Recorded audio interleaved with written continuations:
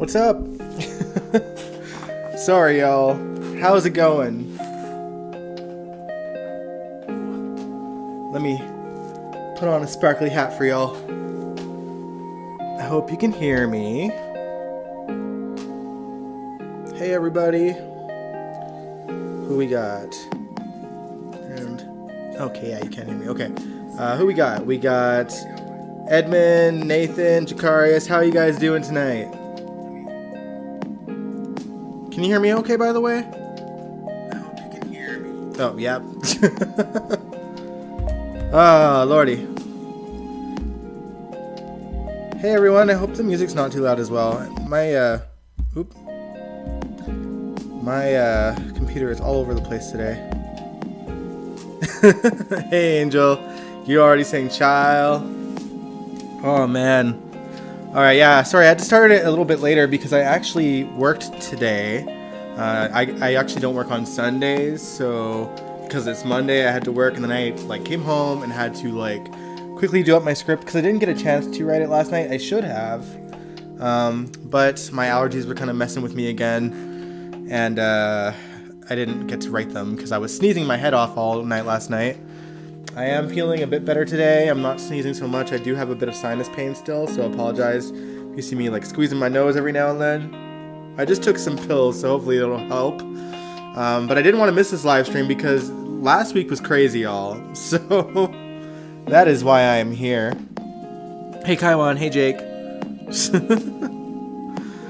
Oh, man. Yeah, lots to discuss, so what's up, everybody?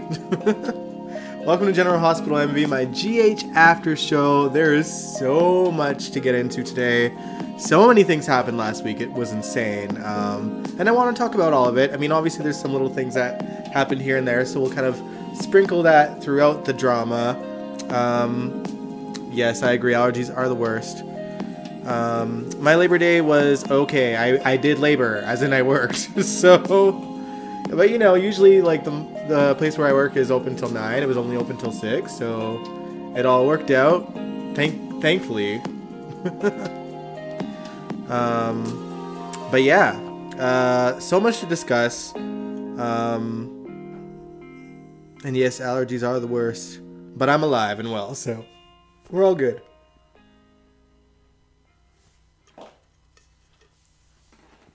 Oh, and thank you, Jakarius. Alright, well, let's get into some of the small stuff first before we get into the big drama, although I know y'all want to talk about it. But just in case there's anyone coming in a little bit later, let's just quickly get Liz and Finn out of the way because there's not much with them to begin with. We saw them back on the roof. Finn opened up about Gregory, having seen Gregory and Elizabeth talking at the end of last week, or I guess the week before now. And Elizabeth, of course, is very supportive. Finn talks about his regrets for keeping his father away for so long, and Liz suggests that he tells Gregory that. There isn't much to the scene, but I just want to say again, I do appreciate these little kind of moments, even if I'm not too interested in the characters or the storyline itself.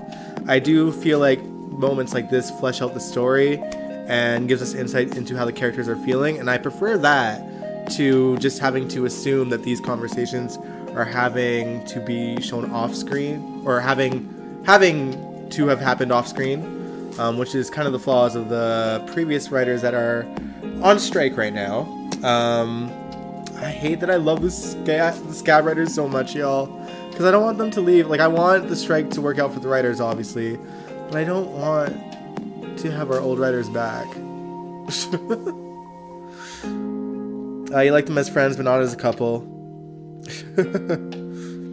I don't mind them as a couple or as friends. They're good for both, I guess, but I'm just not particularly in love with the couple or anything. Anyway, I also like that we get to see them on location on this roof. I like that they're using what I'm assuming to be the top of the studio's roof. But I do prefer that to the old GH roof set that is obviously very much a soap set. It just adds realism to the show, and I'll take it given the small budget that soaps have these days. One thing I wanted to say too. Oh, actually, what are y'all saying?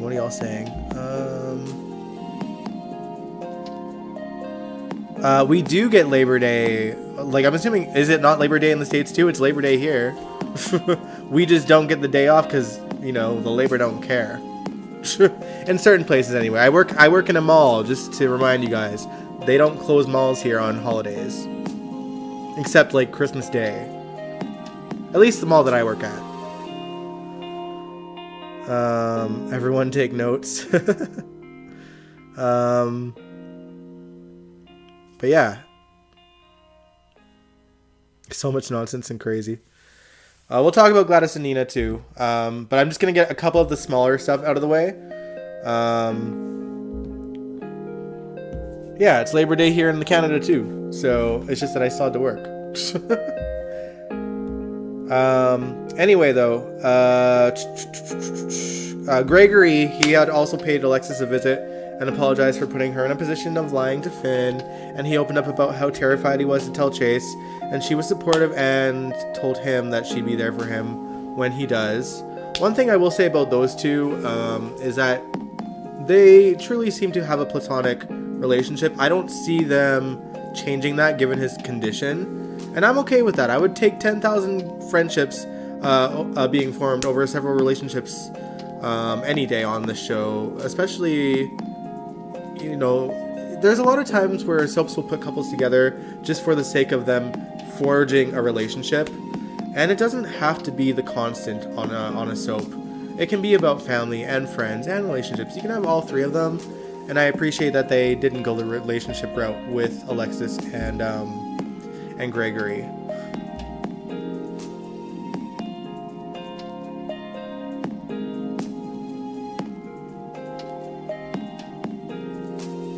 Ricky said banks and federal holidays. Abortion day is what?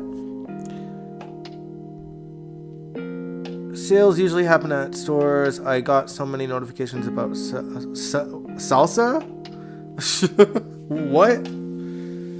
She should go back to the mob storylines again. I'm enjoying the show more than I did before. And there is mob stuff going on. Sonny's literally getting turned into the feds. We'll talk about that after. Alright, let's quickly talk about Curtis, though. And his condition and his club and his family. Curtis was working real hard at the rehab center without his physical therapist, and Stella dropped by and was worried about him, and he told her that he was ready to leave. Stella pointed out that he needed to prepare himself for his new reality and had a heart-to-heart with him about how he's feeling, and insisting that there is nothing wrong with feeling sorry for himself. And he stated that he's devastated because he truly felt like so much of his life was connected to his physicality, because of the one time he went to Greenland when he wasn't people watching at the club and dealing with paperwork, which he can do in his wheelchair, by the way. Meanwhile, Stella, is kind of giving him like a pep talk and kind of going on about religion and God and about this experience being Curtis's superpower that he just hasn't learned to harness yet. I mean, I do appreciate Stella's ability to give Curtis courage and hope. She's really, I don't know, I know people don't like Stella most of the time. I appreciate, like, that they've made her this sort of, like, beacon of light for her family especially.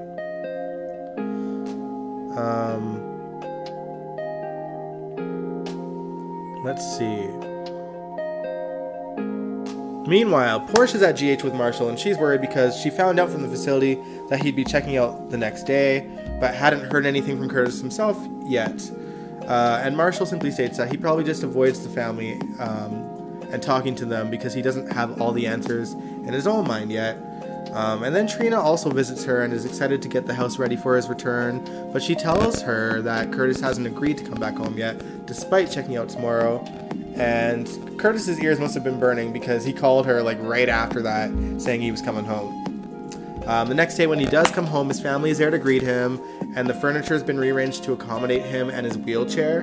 Trina just really lays it on thick when he gets in there, calling him dad, commenting on his physique, just being really extra. I think it did actually make Curtis uncomfortable, and Portia could tell as well. So she just suggests turning it like down a notch, basically. I know. I feel like Trina was really trying to overcompensate to make Curtis feel welcome, and I think that obviously her intentions were pure, but like, you know, she was laying it on real thick.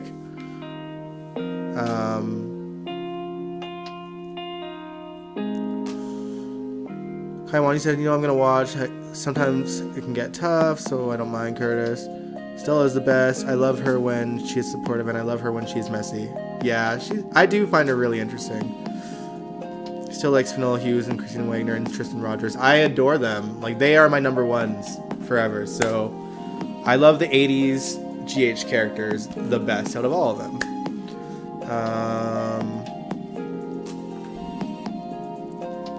Jakari says, y'all forgot about Taggart. I did not forget. You guys, I don't know if you've seen the live stream where I kind of went off on a tangent about it, like how I would rather be seeing Taggart's story in all this, about how he's kind of been a raging alcoholic, but I knew like this would get backburned because Rael Andrews just simply isn't available or doesn't seem to want to commit to the show. Therefore, we're not going to see the story as much as I feel like we should. And it sucks because I feel like Rael Andrews would really rock this storyline. And I don't really care that much about Curtis's condition, to be honest. So I definitely agree with you. Like, it feels like the show has forgotten him, but I really think it does ultimately come down to Rael's availability to work on the show. And that's just the unfortunate part of that. No, the writers and producers did not make Taggart go bye-bye. He does not want to work. Anyway.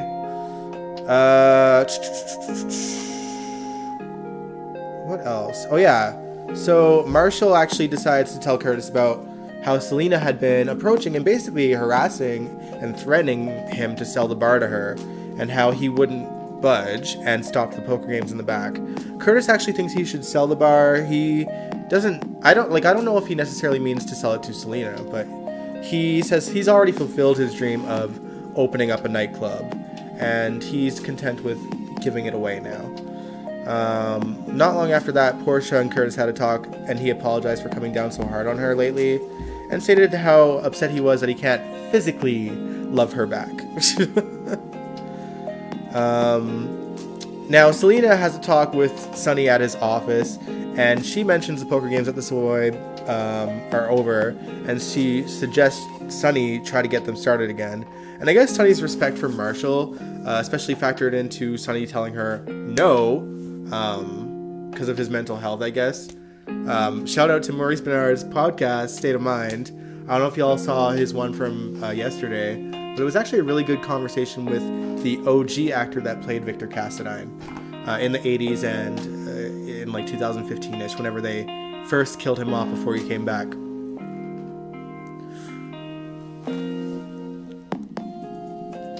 John J. York was good in the 90s. Wish he should stay away. I'm confused. You like John York, but you want him to stay away? I'm confused. You loved Selena's scenes with Marshall? Yeah, I was actually impressed with how Marshall handled her. And she literally could do nothing about it. Like, dang. Anyway. Now, Selena, she... Okay, so... I love that Selena, like, really tried to feel like, you know, like, you need to do this for me. And she tried to play coy, and Sonny just chuckles, and he's like, see, the problem with that, Selena, is I know you too well, and you aren't coy. Like, and she just sort of is like, me? And, like, kind of sashays away. I don't know. I love the actress that plays her. She's so good. I wish we'd seen more of her. But then Selena makes a call to Gladys. Let's talk about Gladys. This is the first big thing I want to talk about. This woman, she goes to Nina and is like, I need $50,000 for Sasha's medical expenses. And Nina, as annoying as she is still receptive enough to smell Gladys's bullshit from a mile away. It's a shame Sasha couldn't see it coming given the state that she's in. And we'll talk about that in a little bit. But Nina calls her out, and Gladys says it's actually to pay off a gambling debt, and even tells her to go to, oh wait, what are you guys saying? If Selena wanted to hurt Marshall, she would. She's more vicious than Sonny. She's gonna get sick with Sonny too and take his territory. I wouldn't doubt it. They're gonna make Curtis a detective again, but in a wheelchair. That'd be an interesting twist. Child, the walls are closing in on her. Definitely, y'all. Okay, so basically, Nina suggests that Gladys go to Sonny about her gambling debt, and obviously, for whatever reason, Gladys didn't want to. She pleads that she help her instead, but Nina holds her ground and tells her to leave, and so Gladys does for a bit. That's when Gladys gets a call from Selena. Now, meanwhile, during this time, Dr. Montague had just been informed by Nurse Swickard, Chase's wife in real life, Janice, I think the character's name is actually, Nurse Janice, I believe, and she told him that she may need care outside of the facility because she isn't getting any better. And like, yeah, no shit, he's been drugging her. And ooh, y'all, I was so mad seeing Sasha literally telling that Dr. Janice, or Nurse Janice, that Dr. Montague was drugging her against her will, and she proceeded to let Dr. Montague know instead of looking into it. I was like, y'all, ooh, it made me so mad. And then he drugged her even more. And Gladys had seen the state that she was in like the other week, right? And she wanted out of the situation. And then he wanted $50,000 for it. That's why she needed it and went to Nina in the first place. Anyway, back to the call though. Selena demands the rest of the money that Gladys owes her in full because the games are done. And now Gladys is even more desperate. So she goes back to Nina's office and tells her about Dr. Montague and how he won't release Sasha until he gets the money. She spins it in a way that makes Dr. Montague look like the sole bad guy in this situation, though, and convinces Nina that he turned on Gladys and Sasha to take advantage of her access to Sasha's money, and that he's the sole reason that she's in the state that she's in. Nina wants to tell Sonny about the doctor even more now, for Gladys to go to Sonny about the doctor. And this woman's excuse is that Sonny will chase her out of town or throw her in the Pine Barrens, and that Sonny would put the doctor in the Pine Barrens too, and didn't want blood on her hands. Nina also knows that Sonny had a lot going on this week because she's kind of got a bit of insight that Sonny's helping Ava with something too. But so she decides to give Gladys the money, but she also says that if the doctor doesn't get Sasha out of there, then she is going straight to Sonny with this. So what do you guys think? Because obviously there's two debts to be paid here, Selena's and the doctor's. Like, do you guys think that she will pay the doctor and put Sasha first to get her out of there, or do you think she'll put herself first because she doesn't want to die or want Selena to go after her? Like, I'm genuinely curious what you guys think. Gladys was on some ish. She sure was. Kaiwan used to think that Gladys and Nina are mirror images of each other. Oh, yeah. Hey, yeah, you got a point, Kaiwan. Nina's inner Madeline came out when Gladys asked her for the money. True. There's no fantastic villains anymore on the show. Well, we'll see. I feel like there are definitely potentially good villains if they would just get them there. You know what I mean? Like, I feel like Selena is perfectly capable of being a badass villain. Cyrus is obviously on his way back, given the story that we'll talk about a little bit later on. Angelie says Gladys needs to tell Sonny, Nina needs to tell Sonny. Yeah, I agree. And Sonny and Dante were having a conversation about the state of Sasha too, because Dante went in to check in on her and found out, like, Sasha's been asking for drugs or somehow getting drugs snuck into her. And Sonny knows that doesn't make any sense because he had a good conversation with Sasha before she suddenly cracked. Like, Sonny knows that there's something off with the situation. So, and that's the troublesome thing is, like, Sonny and Nina, like, they aren't discussing Sasha right now. And given Sonny's current situation, who knows how long it'll be until he does. Kaiwan, you said, yeah, I think that Gladys will pay the money for the what? Sasha. Oh, you think that she will pay the money to get Sasha out of Ferncliff and pay for her life? Interesting. I mean, at least that would somewhat redeem her. Not completely, because what she did to Sasha was messed up, but at least she finally, realized that this is wrong. Also, I forgot to mention this, but in the conversations with Nina, she mentions that she's been getting help for her gambling addiction with, Gamblers Anonymous or whatever it's called. Do we think that's true, or do we think that was an excuse that she gave?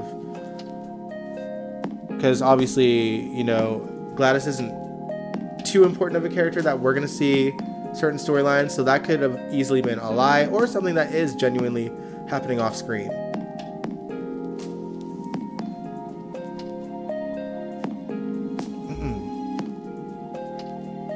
But yeah, what do you guys think? What do the rest of you think? Do you think that Gladys will give the money to Selena, or will she give it to Dr. Montague? I wish I knew his first name, damn it. Oh, man.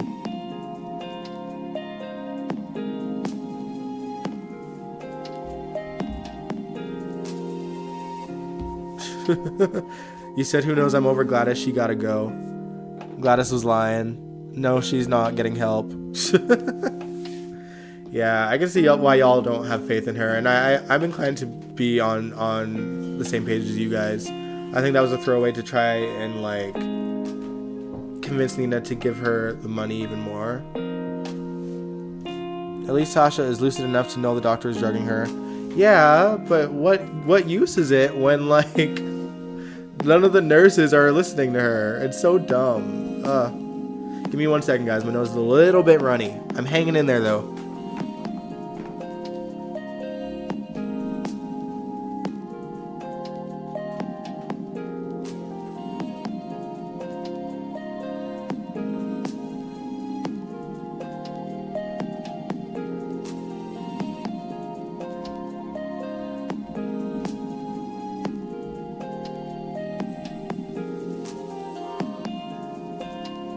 Alright, sorry y'all. Okay. Gladys dies off screen, end of story. Gladys is avoiding Selena, so she's going to pay the doctor first. The actress that plays Gladys said she deserves the Pine Barrens. I'm glad she thinks so. I actually really adore the actress that plays her. She's so hilarious. And she just seems kick-ass cool.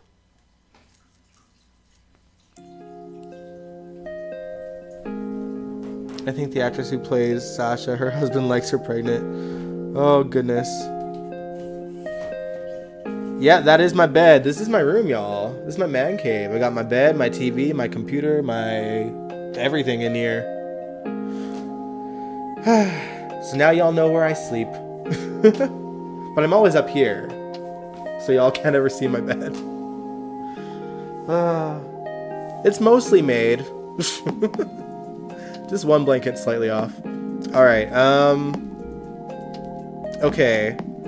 Now, before we get into the major stories this week, let's quickly speed run the rest of the minor stuff, because I know y'all want to talk about Nikolas, and I know y'all want to talk about Sonny. So we'll just kind of get into the nitty-gritty of the small stuff, because some of it is kind of important to talk about in terms of storylines that are continuing on, because there is movement in certain things.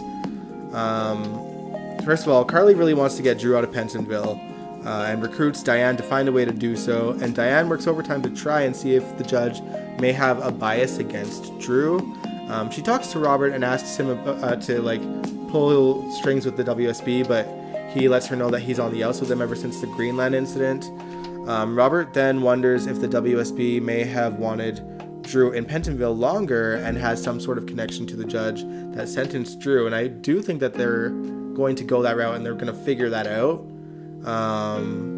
I actually like that twist, and I think the reason why we're getting that twist and that they're already working overtime to get Drew out is likely because I think Cameron Matheson would have had a project, but except the actors are on strike, so he's not working anywhere, so they might as well bring him back into the fold in some way. What else, guys? Oh yeah, Joss. She's frustrated that she barely gets to have sex, hang out with Dex, because he's working with Sonny so much lately. So that's a thing. Also, Cody convinced Sam to get him checked out by a doctor and thrown into Ferncliff. And if you saw the first episode of my new Friday show, GH Hot Takes, you know that I think him actually succeeding in that by pretending to be suicidal makes no sense whatsoever. It is dumb. It makes no sense. That is a facility for the criminally insane. Why is he going in there for being suicidal without committing a crime? To that end, though, Sam being at the hospital to get him into Ferncliff worked out because she ran into Dr. Montague and saw that he was on the phone with Gladys. So at least, if what Cody's doing or if what Gladys is trying to do in paying the doctor doesn't work out, we got Sam in the fold in some way too, working her angle. Not that I think we'll see much of her angle.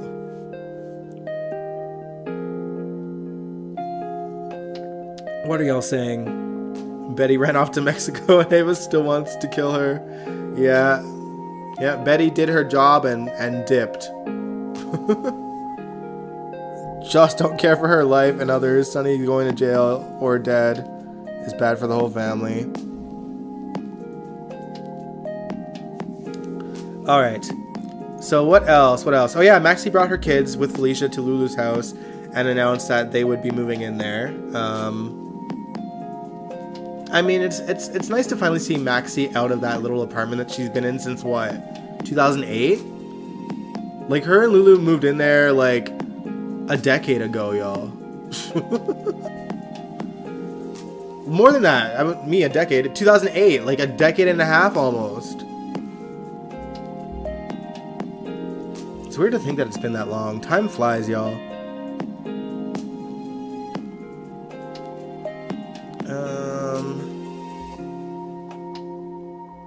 But yeah, let's continue on though. So, since we were talking about Maxie, we might as well kind of bring up the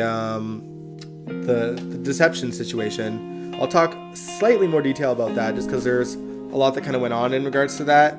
Lucy and Maxie are facing the wrath of being sued for theft of the Deceptor. When they get to the preliminary hearing, they learn that Jack Montgomery, the lawyer from All My Children, is representing their opponent, and that their opponent is none other than Tracy Quartermain, who has enough evidence to support her claim because of Brooklyn, obviously. And obviously Maxie and Lucy figured out that Brooklyn had been spying on them for Tracy, but they haven't actually confronted her on it yet. Lucy does confront Martin, though, about whether or not he seen the idea from someone else about the Deceptor. Maybe even Tracy herself, and she even points out, like, you get so cold and like pushy when I try to mention your role in inspiring the Deceptor, and he comes up with an excuse being like, oh no, that's just all you, like, I didn't get it from anyone. But I'm calling bull on that. I don't know if he's necessarily working for Tracy, but he got the idea from somewhere. Maybe his ex-wife. We'll see. Time will tell. Maybe it's what's her name, Blair, because y'all said that she worked in some kind of cosmetic thing too, right? I can't believe they still had the set to Lulu's house. Well, I mean, a lot of the sets on GH you can move around and stuff, so like essentially they're just like, when they're not using them, they just kind of store the walls away and the furniture gets sent to like the prop room or whatever, and they can just easily just place it back together. So, they could have easily been using parts of that set for other sets this whole time, and we may have just not noticed, or they just haven't put them to use. Let's see. Okay, so anyway, Brooklyn is also devastated at herself for betraying her friends, and Leo and Olivia see the state that she's in. I thought it was so sweet that Leo was trying to comfort her, and Olivia was trying to be there for her too. And Brooklyn does like kind of open up to Olivia about that, and Tracy walks in and proudly owns up to what she did.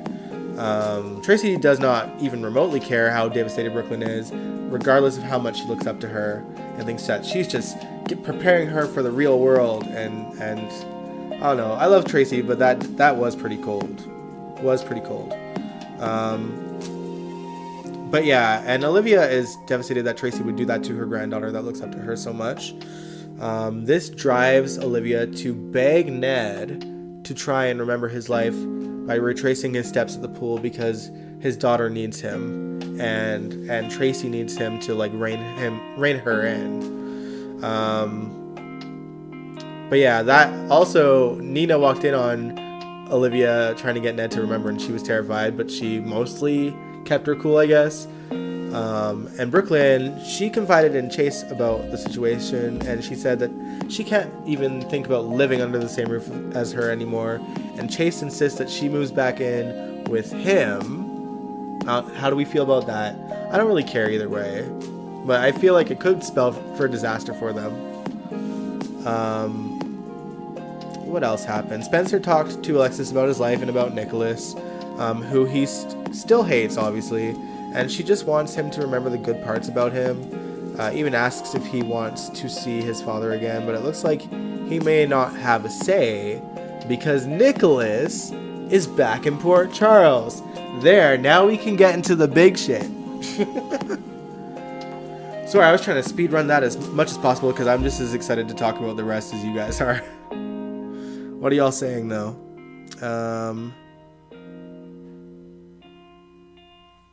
Yeah, Blair is coming back to GH.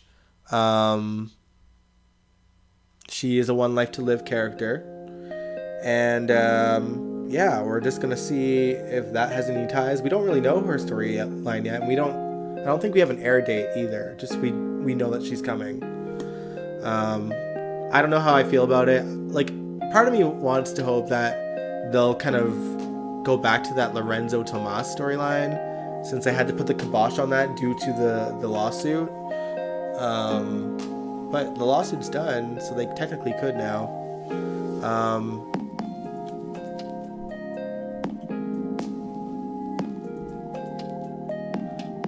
Tracy's been extra sneaky ever since her return, but she's always been a snake. True.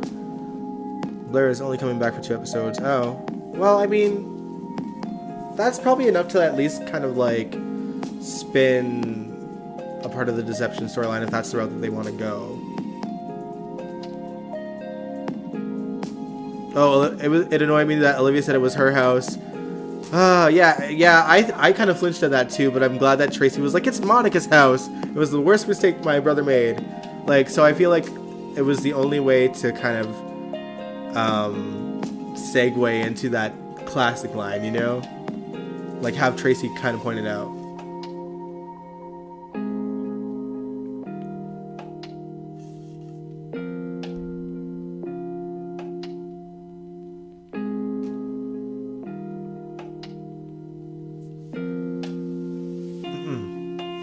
I think they're gonna help her get ELQ back.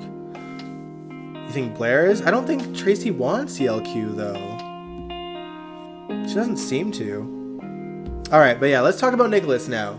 So Ava this week is getting really antsy because despite the nanny from hell getting the info Austin and Mason's boss wanted, Nikolas's body has not been delivered to her. Austin and Mason show up to Windermere to discuss matters. Mason tries to insist that she'll get the body back just as soon as their plan to utilize that information goes down, and he said it was going down tonight, and they leave. Austin goes to, I'm not even quite sure where, some obscure cabin situation, I don't even know, but wherever it is, Nikolas Cassadine is there in the flesh, perfectly alive and well, healthy. He's not bedridden. He's just there, and Austin isn't surprised about it. And if he's been hiding out wherever this was, this whole time, then I want to know how he got there. Because the last time that we had seen Nikolas, he was still in the coma. And I know that we kind of seen Austin talk to Cyrus about how he hated that he was, he has to keep Ava in the dark about saving Nikolas's life. But I just assumed that he'd been in the coma still. You know what I mean? Like, I thought he was just bedridden the whole time, but he's alive and well, and Austin is not surprised by it. So I want to know the backstory there, and I'm sure we'll learn a little bit about it Tuesday, tomorrow. And in case you didn't watch it in the flesh yourselves, it's Adam Huss back in the role. He was the same actor that played Nikolas when we seen Ava killing him. And I'm okay with that. I actually, for what little that we did see of Adam as Nikolas, I think that he did a pretty decent job. He seems to be one hell of an actor. He bats for my team, which I appreciate. And it's great to see him. I think, obviously, I knew that we weren't going to get the previous Nikolas's back, Nikolas and Tyler, but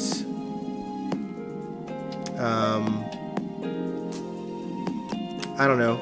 It is what it is, and I'm okay with this. And I hope that I don't know if they plan on bringing Nikolas back full time, but it could be worse than Adam Huss. Like, I think that he's a good actor and that he can pull it off. I so want to see Tyler go neck to neck with Spencer one day, before his potential fame in primetime sort of takes off. And Julie said, I just wanted a Nick back. Tyler will always be my Nick, but the character needs to be there. Yeah, exactly. Like, he needs to be back on the show. There's so much left in the air without him there. And it truly does feel like everything's been in limbo since they kind of kicked off Nikolas. But he's back, and I don't know what's going to happen next, but there's so much good potential for good stuff coming up with Spencer and with Esme and with Ava. And, of course, when Laura and Jeannie Francis are back from her vacation, we'll see her come back to town and confront him, too. But he seems to be as mischievous as ever, because he almost feels stoked that he's pulling one over Ava, who thinks that she's killed him. And obviously, he had wanted revenge on Ava and was going to take Avery. And I don't know if he still feels that way about her, but I'm pretty sure that he's pissed that, she slugged him and put him in a coma in the first place. But yeah, I don't know. I'm pretty happy to see the character back, but let me know if you think so. Anyway, you might be wondering what the plan that Mason and Austin were talking to Ava about was. If I were to guess, I would say it was to have Sonny arrested by the feds and all of his men on the docks waiting for Pikeman Shipman arrested as well. So yeah, that happened. Good thing Carly got a tip from a regular customer at Kelly's that he's seen feds lurking around the docks and hearing the name Corinthos. She actually calls Dex because she heard that Dex was working tonight and not going to a concert with Joss. So she called him and told him to get out of there, and he ran. He peeked out, but then he ran away. He ran so fast, y'all. Oh yeah, I forgot. Thank you for reminding me, Edmund. Ava wants to sell Windermere. I don't think that's gonna go over well since Nikolas is alive and she can't. Or no, she can because he agreed to give her everything to make up for what he did to her.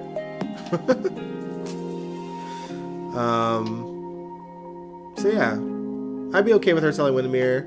I hope they don't completely lose the set though, because it feels like they just made it over for Ava.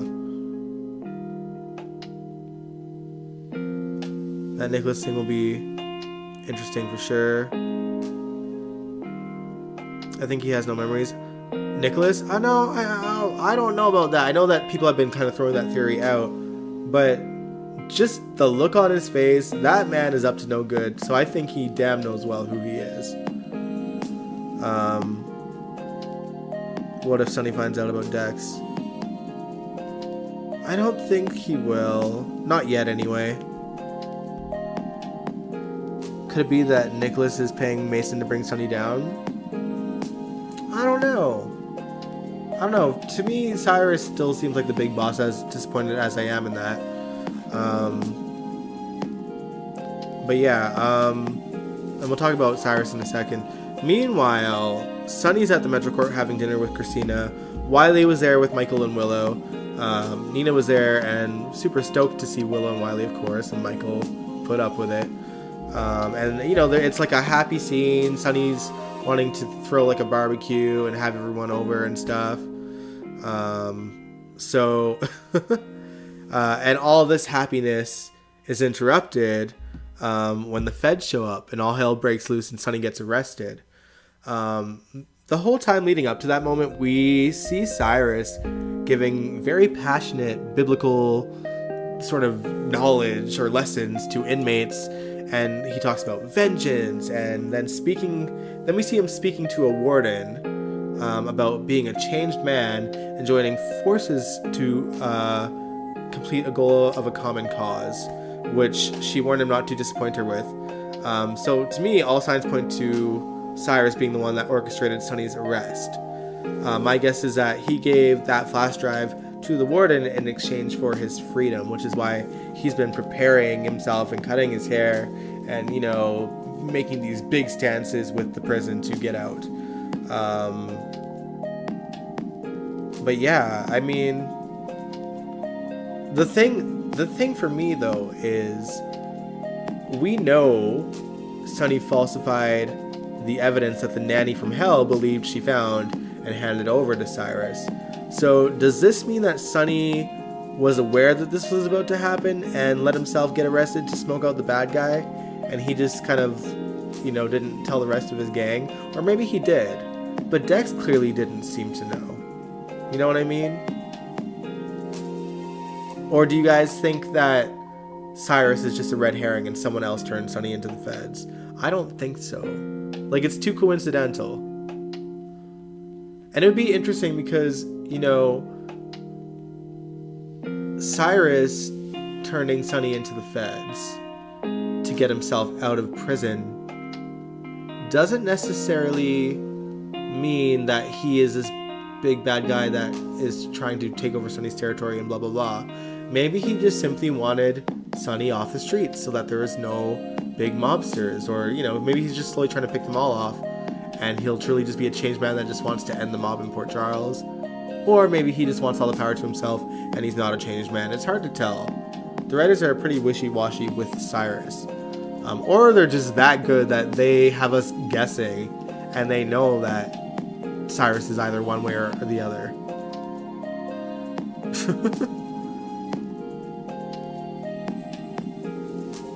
Edmund, do you think Selena turned him in?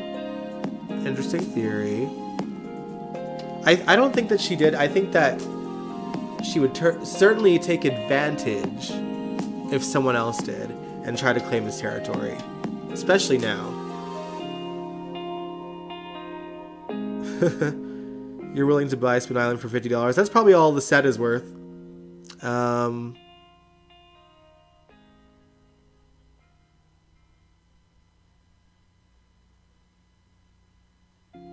But nobody has Nikolas, Kaiwan. Nikolas is already out and hanging out with Austin. Angel said Carly finding out with her mob links. I don't know if her prodding is good or bad. I mean, I know that she's probably thinking Joss would want her to get Dex out of there if she knew something. So I think she did that for Joss.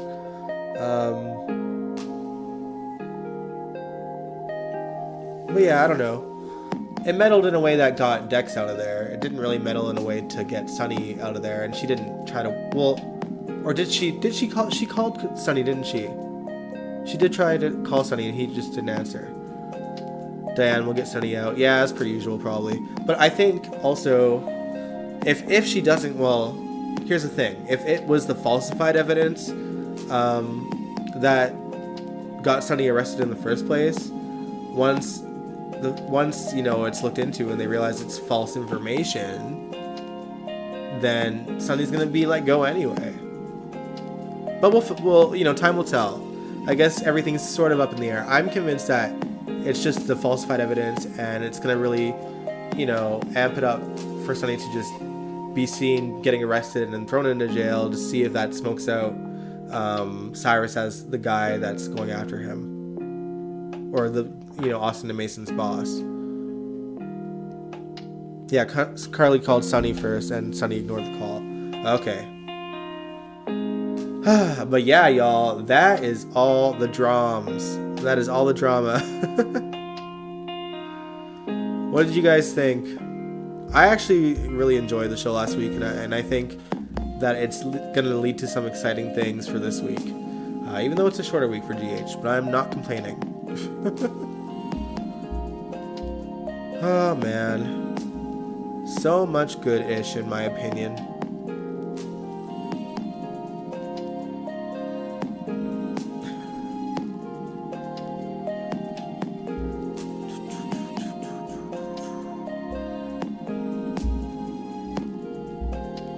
Sorry, I'm just looking at a couple of things. I think I did talk about everything that I wanted to talk about today. Unless you guys think I've left anything out, anything important. Could be. I had to really write these notes fast today, you guys. I had only 2 hours to get that shit together, and even as I had that loading screen on, I was still finishing off my notes. And then I came on.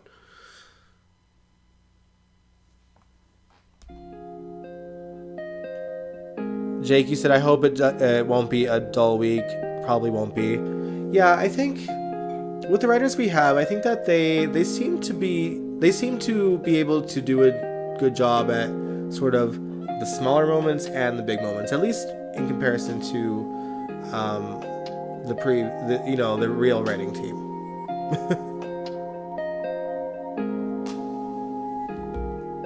Oh man.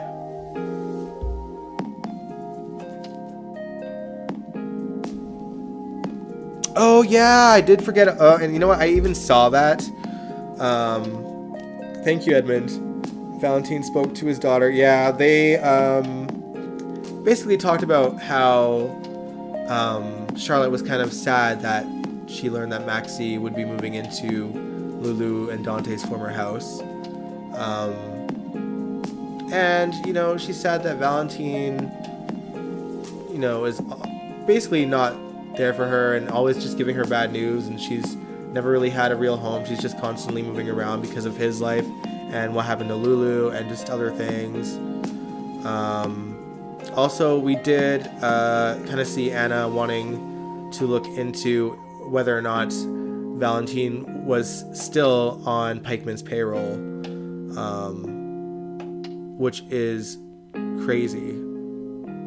I mean, if Valentine is in Pikeman's payroll, I think that they're obviously blackmailing him with something.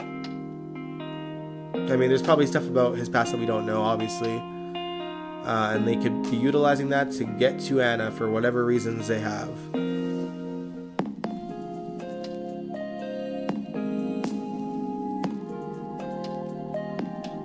Oh, they discussed moving in with Anna, getting a place. Yeah, I think they touched on that too. I won't lie, the day that conversation was happening, I was still pretty out of it from when my allergies were pretty bad earlier last week.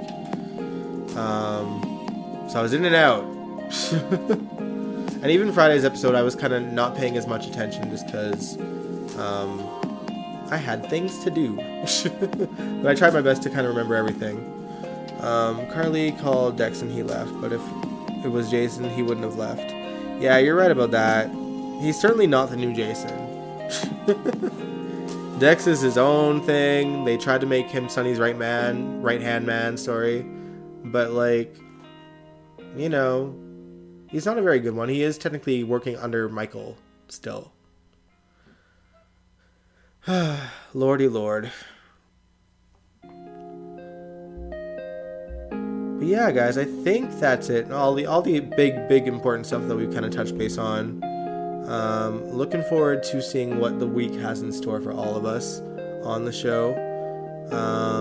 I will be live streaming Wednesday again, even though it's like only just a day really apart from, or a day between the two live streams. I'm not moving it to Thursday or anything, so don't worry. We'll probably just check in and talk about Tuesdays and Wednesdays episode. I feel like...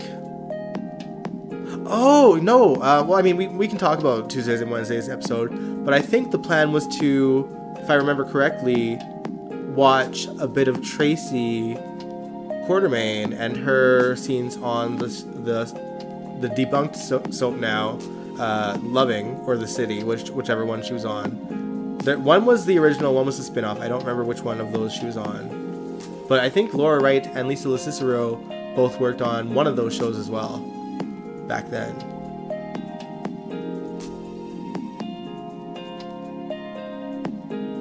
Oh, you think Dex is the new Brando? Even if he doesn't date Sasha? I mean, he is Brando-ish, I suppose. Yeah, you know, he has a respect for Sonny. He's got experience that could help Sonny in the same ways Brando could as well. Yeah, I can see that point. Laura Wright was on Loving. Okay.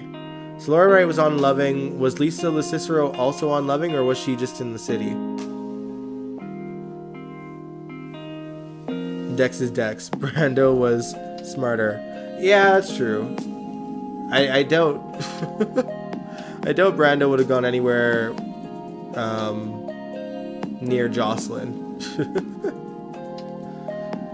Yeah, Brando was a good character. I was surprised that they killed him off. And that was just like the thing that set off whatever hard on the writers have for giving Sasha a miserable time.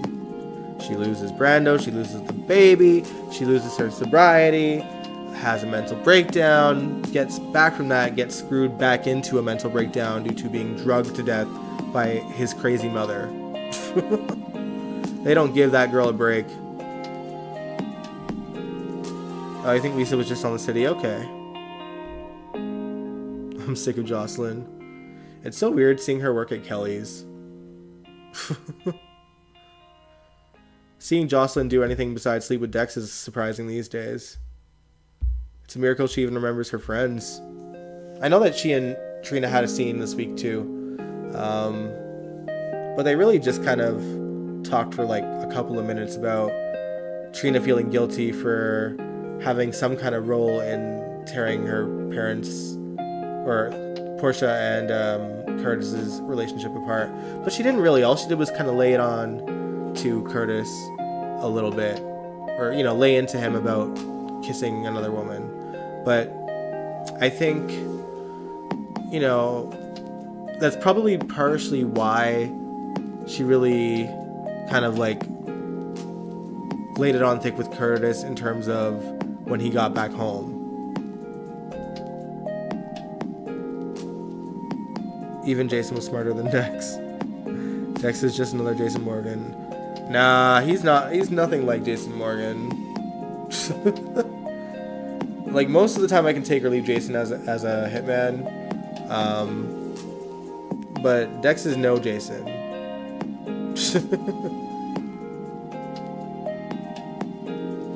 And it's all good, Jakarius.